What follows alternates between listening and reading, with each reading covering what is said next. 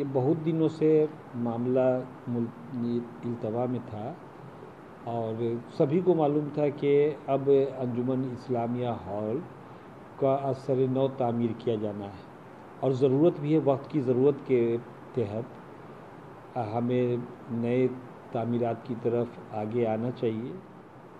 वक्फ board की गुजारिश पर वज़ीर आला बिहार ने वहाँ नए हाल की तामीर की मंजूरी दी और इसका नक्शा तैयार है और तमाम फॉर्मेलिटीज़ पूरी की जा चुकी है।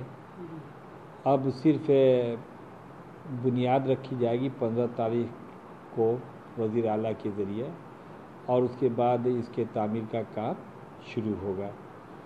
ये बिल्डिंग अब आगे से इसका लुक जो है वो बिल्कुल इस्लामिक है।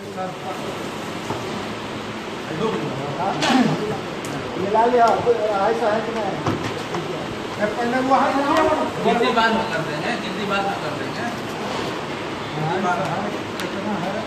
बात में कर देंगे।